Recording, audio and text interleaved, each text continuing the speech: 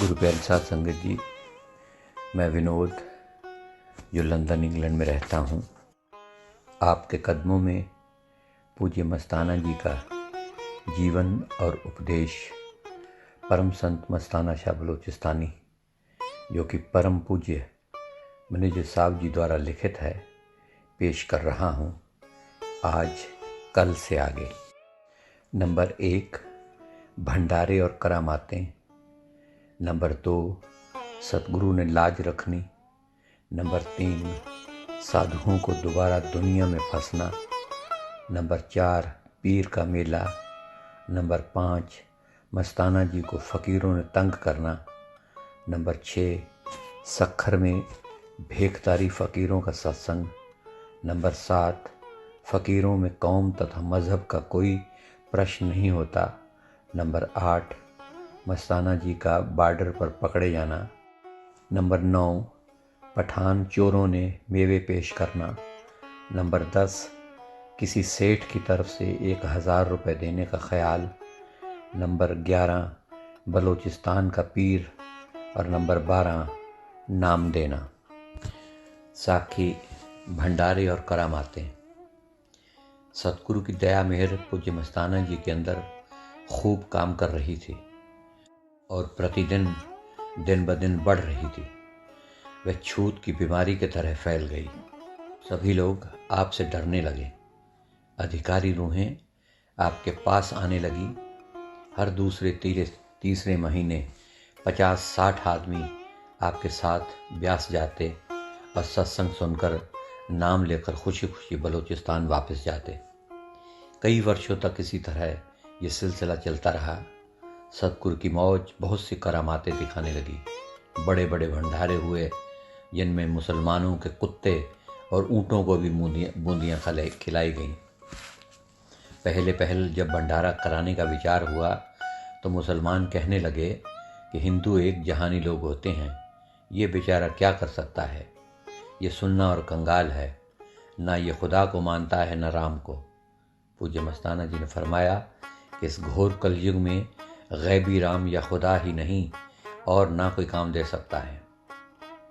वह खुदा या राम जो आदमी का चोला पहनकर दुनिया में आता है, हर काम करने में समर्थ होता है।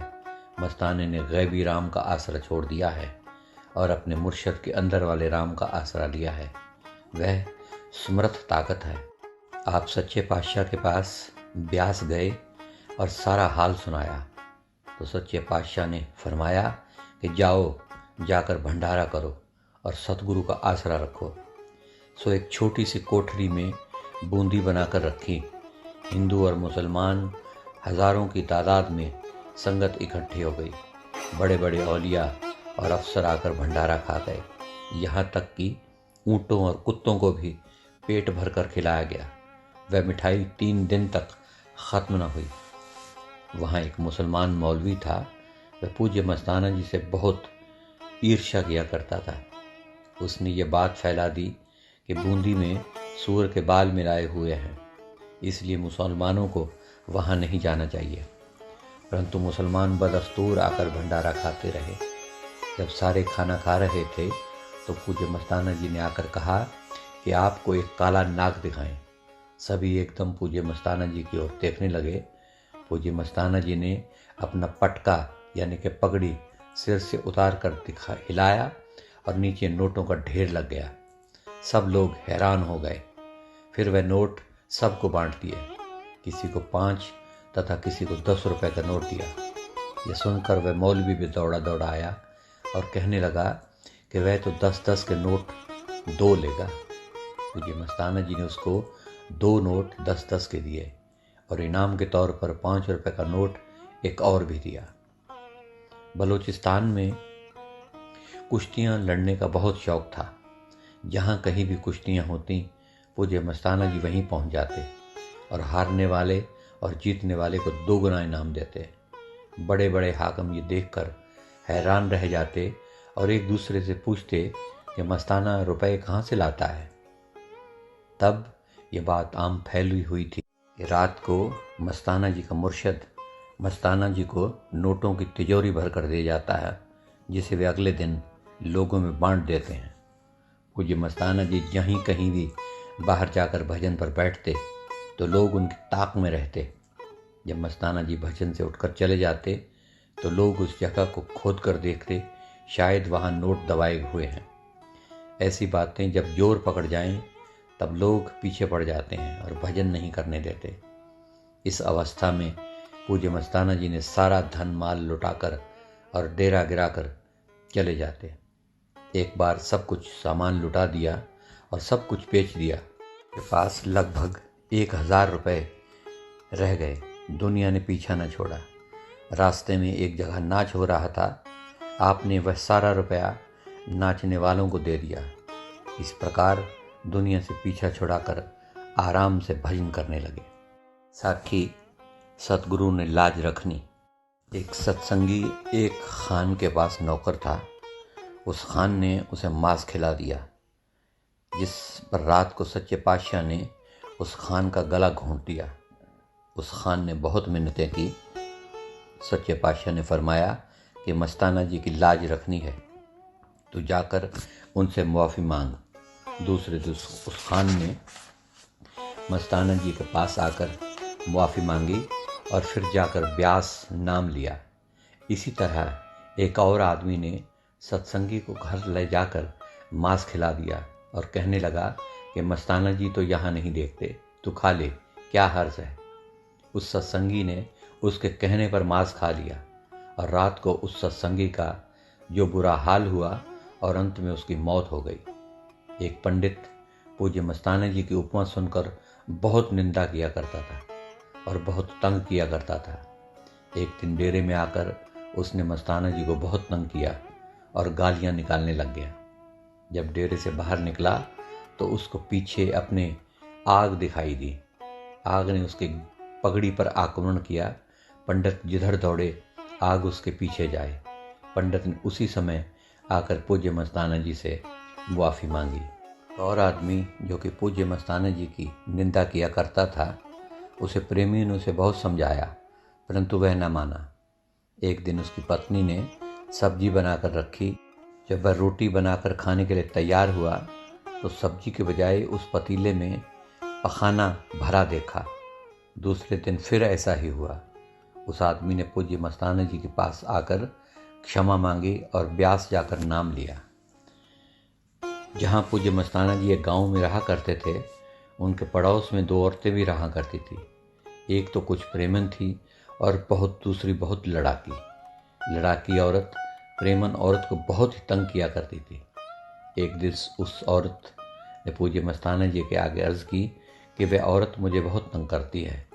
तो पूज्य मस्ताना जी ने फरमाया कि तू उसे कुछ न कहना और दीनता रखना, वह अपने आप ठीक हो जाएगी। वह बेचारी हुक्म मानकर चुप रहने लगी। लड़ाकी औरत बिना किसी बात के छेड़छाड़ किया करे। एक दिन उस औरत के घर के आगे गंदगी का टोकरा भरकर फेंक गई। जब घर आई तो उसके पेट में सख्त दर्द उठा। दर्द की मारी वह रोने और चिल्लाने लगी। आखिर तंग आकर उसने उस प्रेमी औरत के घर आकर उससे क्षमा मांगी। साखी साधुओं का दुनिया में दोबारा फंसना। डेरा ब्यास में एक महात्मा रहा करते थे। वे अपनी रोजी रोटी के लिए दवाइयाँ बनाकर बेचा करते थे। लेकिन उन्होंने पूज्य मस्ताना जी को कहा कि आप बुढ़े बुढ़ियों के पीछे क्यों धक्के खाते फिरते हो। अक्सर पूज्य मस्ताना जी कोई भी बुढ़ा बुढ़ी हो उन्हें मिलता बलूचिस्तान से लाकर नाम दिलवा देते, क्योंकि आपकी आंख खुली हुई थी, आप रूहों को देख लेते थे। उस महात्मा ने पूज्य मस्ताना जी से कहा कि आप बलूचिस्तान से लोगों को लाकर नाम दिलवा देते हो, ये दवाइयाँ ले जाकर बेच आया करो, हमारे मूल्य से अधिक जो लाभ होगा वह आपको दे देंगे। आप अपनी रोटी का गुजारा भी करते रहोगे और भजन सिमरन भी करते रहोगे।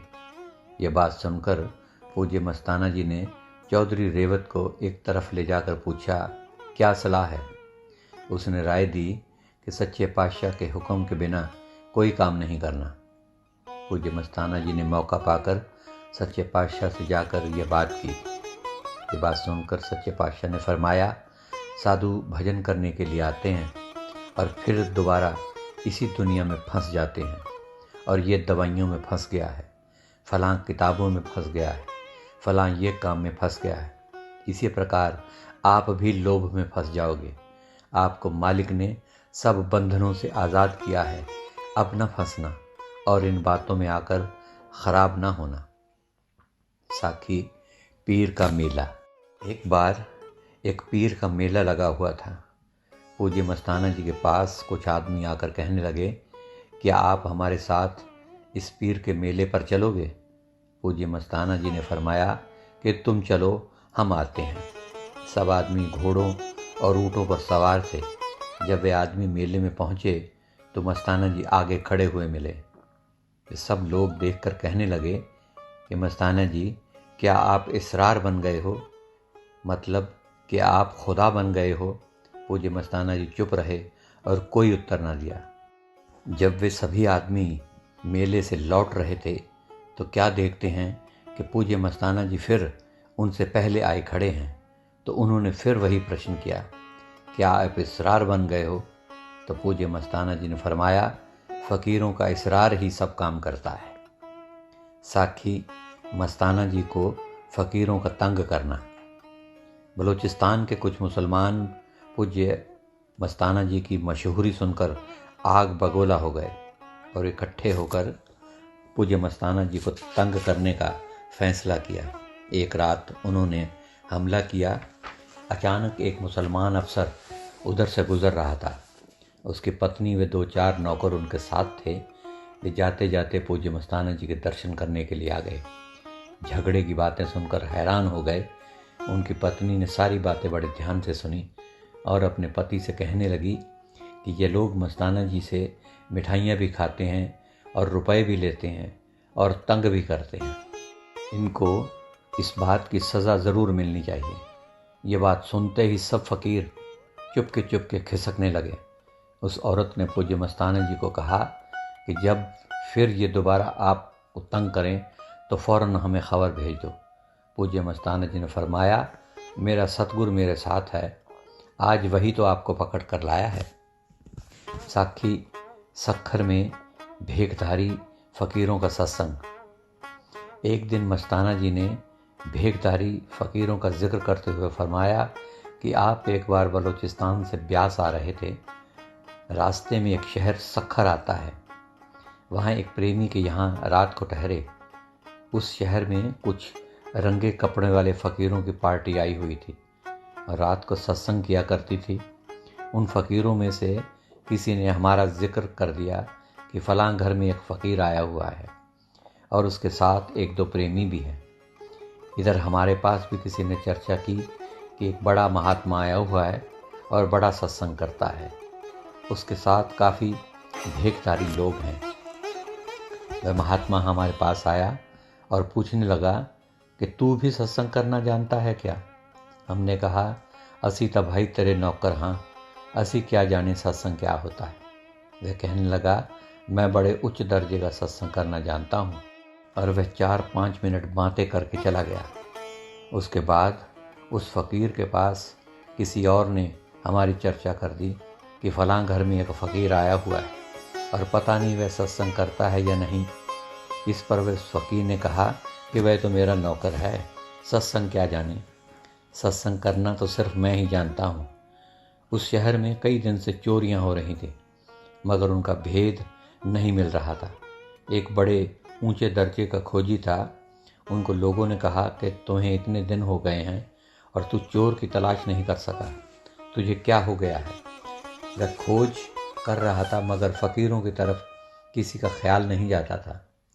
उनकी शोभा बहुत हो रही थी और चोर भी उन्हीं के साथ थे। वे फ़कीर सत्संग करने चले जाते और उसके साथ ही लोगों के घरों में चोरियां कर लेते। एक दिन खोजी ने जंगल की तरफ से 1-2 आदमी आते देखे। उन फ़कीरों के साथी थे और चोरी का माल बाहर दबा कर आए थे। सुबह खोजी उसी तरफ गया। उसको जूते के अगले के पंजे का निशान मिला। खोजी ने लोगों से कहा कि अगर मैं चोरों का पता लगा दूं तो आप मुझ पर विश्वास करोगे और वचन दो मुझे कुछ नहीं कहोगे, क्योंकि इन फ़कीरों पर ऐसी चोरी करने का कोई विश्वास नहीं कर सकता। लोगों ने कहा कि हम तुम्हें कुछ नहीं कहेंगे। इस पर खोजी ने बताया कि ये भेखधारी महात्मा जो सत्संग करते हैं, चोर इनके साथ हैं। आखिर बात पुलिस तक पहुंची। पुलिस ने उनको खूब पीटा। उनके पास 2 लड़कियां चुराई हुई भी निकलीं और चोरी का माल भी बरामद हो गया।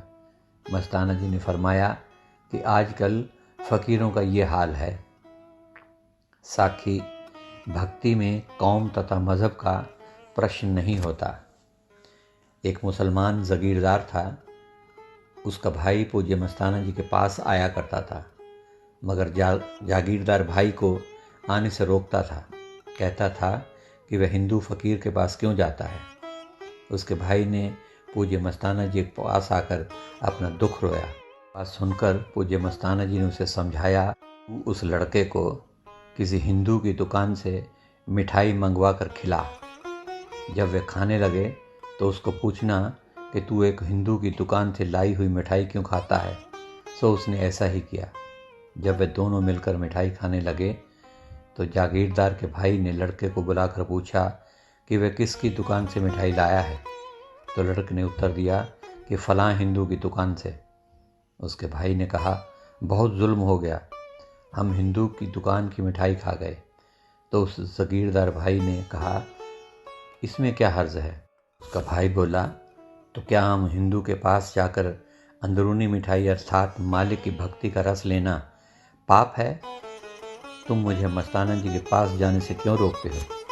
तो ये बात सुनकर जागीरदार का भाई चुप हो गया।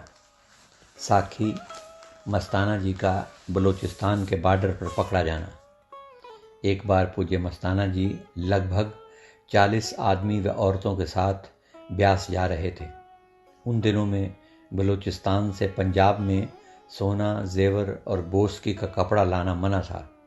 पूज्य मस्ताना जी ने चलने के समय सारी संगत को कानून से अधिक ये चीज़ें ले जाने से रोका भी था, परंतु प्रेमी न रुके। बॉर्डर पर जब चेकिंग हुई तो जेवर और बोस्की के कपड़े पकड़े गए। मौके का अफसर एक पठान था। उसने सबको पकड़कर बैठा लिया।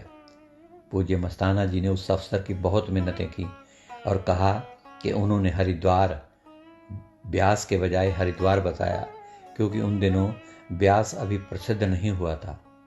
मेले पर जाना है और मुर्शद के दर्शन करने हैं, इसलिए वह उन्हें छोड़ दे। ये बात सुनकर अफसर बोला, देखा है तुम्हारा मुर्शद। पूज्य मस्ताना जी ने अर्ज़ की कि मेरा मुर्शद खुदा है, इस तरह न बोल। ये बात सुनकर उस अफसर ने कहा कि बकवास न करो, तथा वह इधर उधर की बातें बकने लगा कि ये लोग आदमी को खुदा बोलते हैं। उस अफसर ने सोचा कि सरकार के पास बहुत बड़े बड़े चोर पकड़े गए हैं, उसे खूब इनाम मिलेगा और तरक्की मिलेगी। पूज्य मस्ताना जी ने 100 रुपये की रिश्वत भी देनी चाहिए, परंतु वे किसी प्रकार न माना। उन दिनों 100 रुपये की काफ़ी कीमत थी। वह 100 रुपया आजकल के 3-4 हज़ार रुपये के बराबर था। कोई पेश न जाती देखकर पूज्य मस्ताना जी ने सब प्रेमियों को, जिन्होंने नामदान लिया हुआ था, कहा कि सब मिलकर भजन पर बैठ जाओ।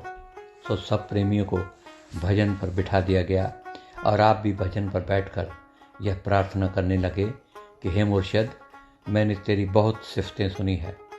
तू हर जगह रक्षा करता है। तू एक भक्त की पुकार सुनकर समुंदर में छलांग लगाकर उसे बचा लिया था, जबकि एक हवाई जहाज़ के फट जाने से नीचे समुंदर में गिर पड़ा था।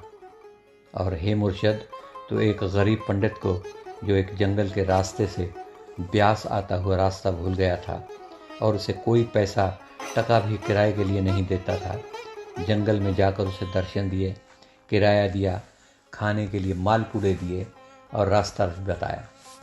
हे मुर्शद, एक प्रेमी भक्त की जब एक समुद्री जहाज़ के डूब जाने से समुंदर में गोते खा रहा था, पुकार सुनकर आप समुंदर में पहुँचे और उसे तख्ते पर बिठाकर बाहर निकाला। हे मेरे मुर्शद, तूने सूक्ष्म रूप में अमेरिका जाकर सत्संग किया और जीवों को नामदान बख्शत करता रहा। मेरे हे मुर्शद, तूने मुल्तान में एक सेवक की पुकार सुनकर उसको दर्शन दिए। मेरे हे मुर्शद, तूने रावलपिंडी में राजा राम सराफ के घर जाकर चोरों को भगाया, जबकि वे सारा सामान बांध कर उठाने लगे थे, तो तूने वहां आकर सारी रात पहरा दिया। मेरे हे मुर्शद, तू मेरी भी अब तक संभाल करता रहा है, अब भी तू ही लाज रखने वाला है, तू ही अब इस माल अफसर से छुटकारा दिलवा सकता है। इतनी प्रार्थना करने के बाद आप धुन पर बैठ गए। समय रात के 10:30 बजे थे। सच्चे पातशाह सावन शाह दूध पीकर आराम करने ही लगे थे कि अपने प्यारे बच्चे की पुकार सुनी और सूक्ष्म रूप में उसी पठान अफसर को गले से आ पकड़ा। वह चिल्लाने लगा और मुआफ़ियाँ मांगने लगा। सच्चे पातशाह ने फरमाया, मुआफ़ तो मस्ताना ही करेगा। अफसर हाथ बांध रहा था और रोते जा रहा था। फिर उस पठान ने मस्ताना जी के आगे पुकार की कि उसे बख्श दो। पूज्य मस्ताना जी ने फरमाया, तू हमें जेल में डाल दे। सभी अफसर, पुलिस और चुंगी वाले मिन्नतें करने लगे। तो पूज्य मस्ताना जी ने कहा, सतगुरु की मौज है, मैंने तो कहा था कि मेरा मुर्शद खुदा है, और फिर मुआफ़ कर दिया। अफसर ने सब कुछ छोड़ दिया और सारा सामान वापस दे दिया। उसने बेनती की कि उसे भी ब्यास ले चलो। तो यह सुनकर पूज्य मस्ताना जी ने फरमाया कि मुर्शद के हुक्म के बिना नहीं ले जा सकते। तो उस हाकिम ने पूछा, आपका मुर्शद कैसा है? तो पूज्य मस्ताना जी ने फरमाया, उसका माथा चांद जैसा है, सफ़ेद दाढ़ा है, जिसके बाल सितारों की भांति टहक टहक करते हैं, आंखों से नूर बरसता है, पाँव में पदम है। ये बातें सुनकर अफसर बहुत खुश हुआ और बोला कि आपका मुर्शद सचमुच ऐसा ही है। और फिर कहने लगा, अब आपको देर हो रही है, वरना आपका साथ छोड़ने को दिल नहीं चाहता। साखी पठान चोरों ने मेवे पेश करना। एक बार पूज्य मस्ताना जी वहाँ से संगत के साथ ऊँटों पर सवार हुए। रास्ते में एक जंगल आया और उसमें पठानों का एक काफिला मिला। उन्होंने पूज्य मस्ताना जी को कुछ मेवे पेश किए। ये देखकर पूज्य मस्ताना जी ने पूछा कि तुम कौन हो और ये मेवे क्यों पेश कर रहे हो? आपसे ये मेवे क्यों लिए जाएं, जबकि हमारा आपसे कोई जान पहचान नहीं, ना ही कोई ताल्लुक़ है। उन्होंने उत्तर दिया कि हम आपको एक पीर समझते हैं। कल रात हमने आपका सारा माल बांध लिया था, परंतु फिर सामान वहाँ न मिला। हम सभी बहुत हैरान हुए। हमें मुआफ़ कर देना, हम आपके चोर हैं। अगली मंजिल पर दोपहर के समय सारी संगत आराम कर रही थी, तो सतगुरु ने अंदर दीदार दी और बताया कि आपका सारा माल लूट लिया गया था। हमने उसे संभाल कर ऊँटों पर उसी तरह रखवा दिया था।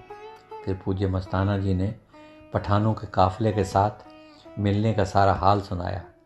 यह बात सुनकर पूज्य सावन शाह सतगुरु जी ने फरमाया कि यह जंगल ख़तरनाक है, जल्दी निकल जाओ, आराम आगे जाकर करना। फिर सारी संगत ने जंगल पार करके आबादी में जाकर आराम किया। साखी एक सेठ की तरफ से 1000 रुपये देने का ख्याल। एक सेठ पूज्य मस्ताना जी के साथ ब्यास आया। उसने सच्चे पातशाह सावन शाह जी के आगे अर्ज़ की कि वह 1000 रुपया सत्संग में लगाना चाहता है, परंतु सच्चे पातशाह ने इनकार कर दिया। उसने 6 दफ़ा अर्ज़ की, जब भी मौका मिले यही अर्ज़ करता। आखिर सच्चे पातशाह ने कहा कि तू जा, अपने घर बाल बच्चों को खिला। वह सेठ रोने लग गया कि उसकी कमाई सफल ना हुई और फिर कहने लगा, यदि मैं अपने गुरु के पास जाता तो वह मेरी इज्जत करता, अच्छा खाना खिलाता, परंतु यहाँ तो मेरा कोई ध्यान ही नहीं करता। ऐसी बेपरवाही मैंने कहीं नहीं देखी। साखी बलूचिस्तान का पीर। पूज्य मस्ताना जी की मशहूरी सुनकर बलूचिस्तान का पीर, जिसके हज़ारों चेले थे, मस्ताना जी के दर्शन करने के लिए आया। सत्संग सुना। सत्संग सुनकर इतना प्रभावित हुआ कि ब्यास जाने के लिए तैयार हो गया। पूज्य मस्ताना जी ब्यास के लिए चल पड़े और सांगला हिल होते हुए ब्यास पहुंच गए। पीर साहब बाद में चले और फिर सांगला पहुंचे। पूज्य मस्ताना जी ने उन्हें लाला रखियाराम जी का सांगला हिल का पता दिया हुआ था। सांगला हिल में आकर उसने पूज्य मस्ताना जी और लाला रखियाराम का भी पता किया। जब दुकान पर पहुंचा तो लाला रखियाराम जी ने उसकी बड़ी इज्जत की और सेवा की, क्योंकि पीर बहुत अच्छा मुअज्जिज़ यानी कि आदरणीय और प्रभावशाली व्यक्ति वाला था। घर ले जाकर अच्छी खातरदारी की। दूसरे दिन पीर साहब के साथ ब्यास के लिए चल पड़े। पीर साहब को पहले दर्जे के डिब्बे में बिठाया और जो उनके चेले थे उन्हें रेल के दूसरे डिब्बे में बिठाया। ब्यास पहुंचते ही मस्ताना जी के दर्शन हो गए। पीर साहब ने पूज्य मस्ताना जी से राम रक्षा की सेवा की भरपूर सराहना की। पीर साहब के आने की खबर सच्चे पातशाह के पास पहुंची तो उनके लिए अलग टेंट लगवाया गया। फिर पूज्य मस्ताना जी और पीर साहब हजूर महाज सच्चे पातशाह को मिलने गए। लाला रखियाराम जी को भी साथ लिया।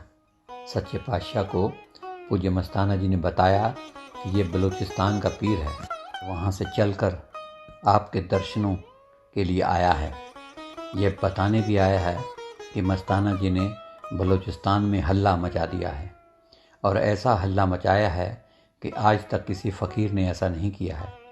इसलिए इन्होंने सोचा कि मस्ताना जी के पीर के दर्शन करने जाएं। वह पीर हिंदू मज़हब के ख़िलाफ़ था, परंतु अजीब किस्म के चमत्कार देखकर रह न सका। खुद सच्चे पातशाह के दर्शनों को आया था। सच्चे पातशाह पीर को संबोधित करके कहने लगे कि तरीक़त और शरीयत हर मज़हब की अलग अलग है, परंतु मार्फत और हकीकत सब मज़हबों की एक ही है। फिर कुरान शरीफ का हवाला देकर समझाया और मौलाना रूम की मसनवी पढ़कर सुनाई। पीर साहब बहुत समझदार और होशियार थे। उन्होंने अर्ज़ की कि हजूर मुझे आप नाम बख्शो, परंतु वह नाम बख्शना जो मस्ताना जी को बख्शा हुआ है।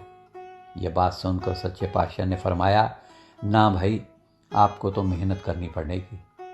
पीर साहब ने 10-15 मिनट के बाद फिर दूसरी दफ़ा बेनती की कि जनाब मुझे वही नाम बख्शो, परंतु जो नाम आपने मस्ताना जी को दिया हुआ है वही मुझे भी देना। ये बात सुनकर फिर सच्चे पातशाह ने फरमाया, ना भाई, आपको मेहनत करनी पड़ेगी। तीसरी दफ़ा फिर पीर साहब ने इसरार किया और फिर वही उत्तर मिला, ना भाई, आपको मेहनत करनी पड़ेगी। लगभग 1.5 घंटे के बाद सभी अपने टेंट में वापस आ गए, क्योंकि महावारी सत्संग था। टेंट में आकर पीर साहब ने कहा कि पीरी है तो ये है, हम तो माया के पीर हैं। सत्संग सुनकर पीर साहब बहुत मस्त हो गए और अपनी पीरी और कौम मज़हब को भूल गए, क्योंकि सच्चे पातशाह का सत्संग सभी मज़हबों के लिए साझा होता था और हर मज़हब के महात्माओं की उदाहरणें दिया करते थे। पीर साहब ने उठकर आवाज़ लगाई कि मैं आया हूँ दूर से, मेरी झोली भर दे नूर से। ये बात 1946 की बात है। इससे स्पष्ट होता है सच्चे पातशाह पूज्य मस्ताना जी को आम सत्संगियों से कोई अलग तरह की बख्शीश दिया करते थे। फिर वह पीर और उसके साथी नाम लेकर बलूचिस्तान को वापस चले गए। वहाँ जाकर लोगों को बताया कि जो कुछ पूज्य मस्ताना जी से सुनते थे वह बिल्कुल 16 आने सच है, बल्कि जो कुछ हमने अपनी आँखों से देखा है वह पूज्य मस्ताना जी के बताने से सवाया देखा है। वापसी के समय पीर ने सच्चे पातशाह के आगे बेनती की कि पूज्य मस्ताना जी को उनके साथ ही बलूचिस्तान भेज दिया जाए, जिस पर सच्चे पातशाह ने फरमाया कि अब मस्ताना जी की ड्यूटी वहाँ से ख़त्म है, उनकी जगह चौधरी रेवत राम वहाँ काम करेगा, जिसने 12 वर्ष तक पूज्य मस्ताना जी की सोहबत की है और सेवा भी बहुत की है। मस्ताना जी की ड्यूटी अब सांगला, गोजरा, मुल्तान, मिंटगुमरी, लायलपुर आदि से इलाकों में लगा दी गई। चौधरी रेवत राम पूज्य मस्ताना जी का एक अच्छा और नेक साथी था। जब सच्चे पातशाह ने चौधरी की ड्यूटी बलूचिस्तान में लगा दी तो आपने बहुत धन्यवाद किया और फरमाया कि उनको सच्चे पातशाह वहाँ बहुत ताकत खर्च हुई है तब डेरा बना है, वह निशान भी कायम रहेगा और संगत को भी चौधरी भजन करवाता रहेगा। पूज्य मनीष साहब जी फरमाते हैं कि चौधरी रेवत राम और जंग सड़िया दोनों इस जगह आते रहे हैं और भी कई आदमी आया करते थे। हम उनके साथ बातें करते रहते थे। वे बताया करते थे कि उस जगह को जहाँ पूज्य मस्ताना जी रहा करते थे लोग सलाम करके जाते हैं। बीमारियों में लोग उस कुटिया के दरवाजे के कुंडे और कड़े धोकर पी लेते और उनकी बीमारियां टल जाती थी। साखी नाम देना। सच्चे पातशाह परम संत सावन शाह नाम देने के समय नाम लेने वाले लोगों की बहुत छांटी किया करते थे, परंतु जिन रूहों को मस्ताना जी लाया करते थे उन्हें बिना किसी छानबीन के नाम बख्श दिया करते थे। उनसे सेवा भी कम लेते थे, उन्हें पूज्य मस्ताना जी के कहने पर ही चलने देते थे। एक बार ज़रूरत के समय किसी सेवादार ने सच्चे पातशाह को अर्ज़ की कि मस्ताना जी के साथ जो संगत है उन्हें सेवा पर ले जाएं, तो सच्चे पातशाह ने फरमाया कि वह और काम करने के लिए हैं, वे वहाँ नहीं जा सकते। सो गुरु प्यारी साध संगत जी, आज के लिए इतना ही। कल से फिर पूज्य मस्ताना जी की नई और पुरानी साखियाँ शुरू हो जाएंगी। आज मुझ नाचीज़ को इजाज़त दीजिए और तहे दिल से प्यार भरी धन धन सतगुरु तेरा ही आसरा, हाजिर नाजिर जिंदा राम तेरा ही आसरा कबूल फरमाएं।